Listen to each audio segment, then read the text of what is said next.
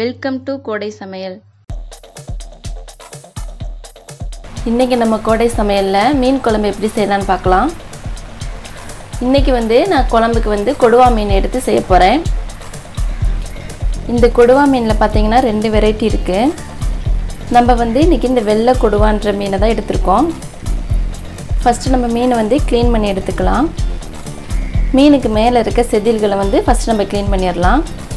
இந்த செதில் க்ளீன் பண்றப்ப நம்ம ஆப்போசிட் சைடு திருப்பி வச்சு க்ளீன் பண்ணோம்னா ஈஸியா க்ளீன் பண்ணிரலாம். மீன்ல இருக்கிற எல்லா செதில்களையும் நம்ம நல்லா க்ளீன் பண்ணி எடுத்துறலாம். இந்த மீனோட தோல் பாத்தீங்கன்னா நல்லா ரஃப்பா இருக்கும். இது கடல்ல இருக்க மீன்கள்ல நல்ல பவர்ஃபுல்லான மீன் இது. இந்த மீனோட டேஸ்ட் பாத்தீங்கன்னா நம்ம வஞ்சிரம் வவ்வால் மீன்ல எப்படி டேஸ்ட் இருக்கோ அந்த மாதிரி இதுலயே நல்ல டேஸ்டாவே இருக்கும். இப்போ இந்த மீனோட சைடுல இருக்க இந்த ஃபின்ஸ் எல்லாம் நம்ம கட் பண்ணி எடுத்துக்கலாம். இதை நீங்க சிசர் வச்சு கூட கட் பண்ணி எடுத்துறலாம். இது பாத்தீங்கன்னா இதுல இருக்க முள்ளு ரொம்ப ஷார்ப்பா இருக்கும். கையெல்லாம் ரொம்ப குத்திரும். அதனால நம்ம சிசர் வச்சு கூட இத கட் பண்ணிரலாம். இந்த மீனை யூஸ் பண்ணி தான் நிறைய இந்த ஃபிஷ் ஆயில் ரெடி பண்ணுவாங்க. இந்த மீன் சீக்கிரமாவே வளந்துரும். ஒரு 1-2 மாசத்துல 1 கிலோ 2 கிலோ எடைக்கு அளவுக்கு வளந்துரும் இது.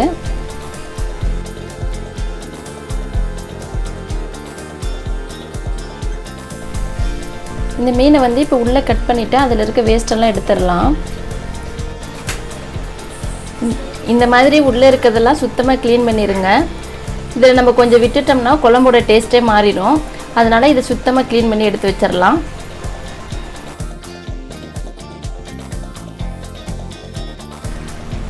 மீனை நான் க்ளீன் பண்ணி வாஷ் பண்ணி எடுத்துர்க்கேன். இப்போ இத நம்ம தேவையான சைஸ்ல நம்ம கட் பண்ணி வச்சுக்கலாம்.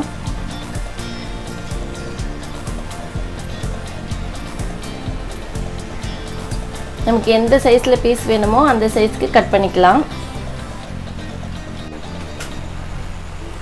மீன்ல நிறைய சத்து இருக்கு.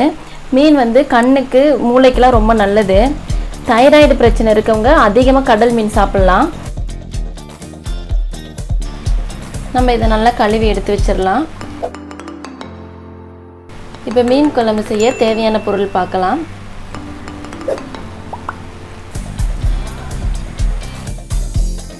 நம்ம க்ளீன் பண்ணி வச்ச மீன் எடுத்து வச்சிருக்கேன்.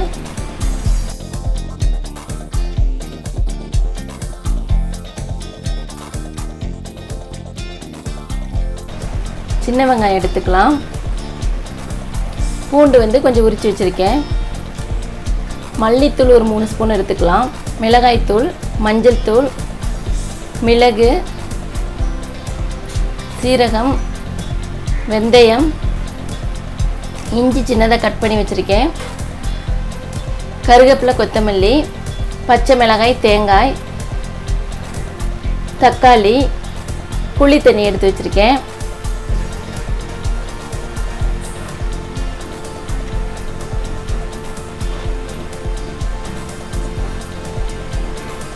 இப்போ கடாய் ஹீட் ஆனதோ அதில் எண்ணெய் சேர்த்துக்கலாம். எண்ணெய் ஹீட் ஆனதுக்கு அப்புறம் நம்ம வெங்காயத்தை சேர்த்து வதக்கிடலாம்.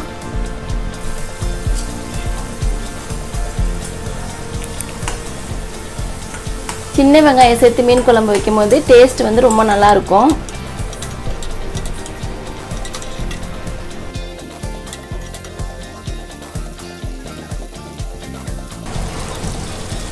வெங்காயம் கொஞ்சம் வதங்கினதுக்கு அப்புறம் நம்ம சீரகத்தை சேர்த்துக்கலாம். இதோட மிளகை சேர்த்து நல்லா வதக்கிடலாம்.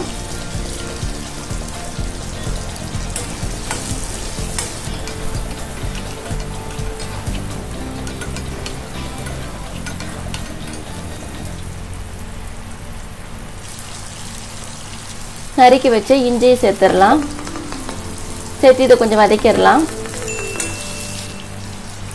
இப்போ தேங்காய் சேர்த்துக்கலாம். தேங்காயோட கலர் கொஞ்சம் மாறுற அளவுக்கு நல்லா வதக்கிடலாம்.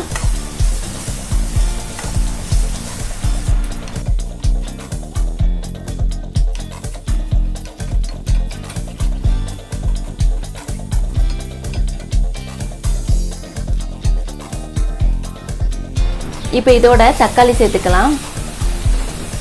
தக்காளி கொஞ்சம் மசிற அளவுக்கு நல்லா வதக்கிடலாம். இதை நம்ம கொஞ்சம் நல்லா வதக்கி இதை ஆற வச்சு மிக்ஸி ஜாரில் சேர்த்து அரைச்சி எடுத்துக்கலாம். இன்றைக்கி மீன் குழம்பு மண்பானையில் செய்ய போகிறோம். இன்றைக்கி வந்து தேங்காய் எண்ணெய் யூஸ் பண்ணி குழம்பு செய்ய போகிறேன். மீன் குழம்பு பார்த்திங்கன்னா தேங்காய் எண்ணெய் இல்லாட்டி நல்லெண்ணெய் யூஸ் பண்ணி செஞ்சோம்னா நல்லா டேஸ்ட்டாக இருக்கும். இப்போ எண்ணெய் ஹீட் ஆனதுக்கப்புறம் அதில் நம்ம வெந்தயம் சேர்த்துக்கலாம். வெந்தயம் நல்லா பொரிஞ்சிருச்சு. இப்போ இதோட பூண்டு சேர்த்துடலாம்.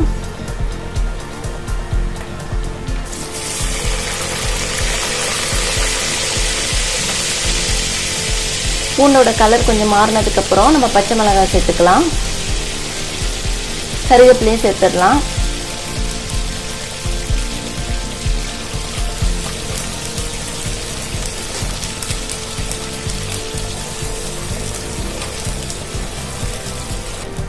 சின்ன வெங்காயம் வந்து கொஞ்சம் கட் பண்ணி வச்சுருக்கேன். இப்போ அதை இதோட சேர்த்துடலாம்.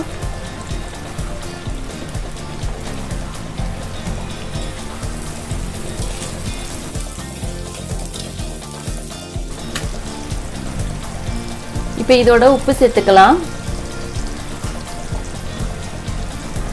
உப்பு சேர்த்து வதக்கணும்னா சின்ன வெங்காயம் பூண்டெல்லாம் நல்லா வதங்கிரும்.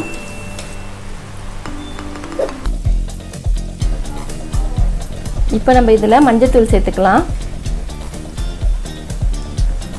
காரத்துக்கு தகுந்தாப்புல மிளகாத்தூள் சேர்த்துக்கலாம்.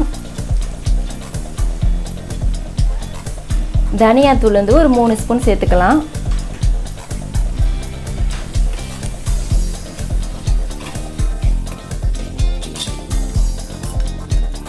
மசாலையோட வாசம் போகிற அளவுக்கு இந்த எண்ணெயிலே நல்லா வதக்கிடலாம். இப்போ இதில் நம்ம அரைச்சி வச்ச பேஸ்ட்டை வந்து சேர்த்துக்கலாம். இப்போ இதை நல்லா வதக்கிடலாம். நம்ம ஏற்கனவே வெங்காயம் தக்காளி நல்லா வதக்கி தான் அரைச்சோம். அதனால் கொஞ்சம் ஓரளவு வதக்கினா போதும்.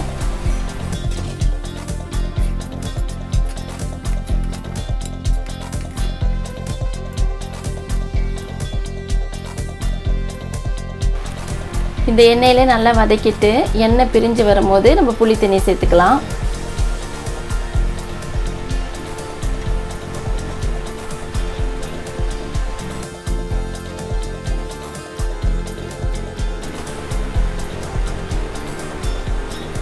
இதில் கொஞ்சம் தேவையான அளவு தண்ணி சேர்த்துக்கலாம். நமக்கு எவ்வளோ திக்காக வேணுமோ அந்த அளவுக்கு தண்ணி சேர்த்துடலாம். இதை இப்போ மூடி வச்சிடலாம். இப்படி நல்லா கொதி வரும்போது நம்ம மீன் சேர்த்துக்கலாம். மீன் குழம்புக்கு எப்பயுமே மீன் சேர்க்கும் போது சிம்மில் வச்சு தான் நம்ம சேர்க்கணும்.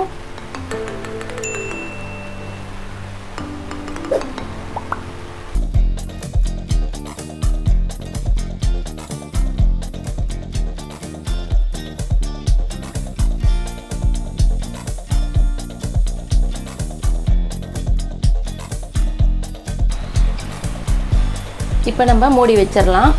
இது சிம்மிலே வேகட்டும்.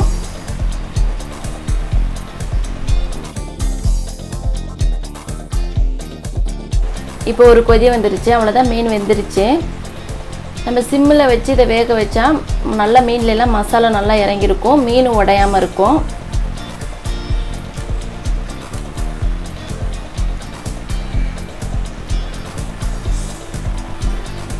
மீன் நல்லா வெந்துருச்சு. மீன் உடையாமல் இருக்கு. இப்போ நம்ம வந்து கொத்தமல்லி தழை தூவிக்கலாம்.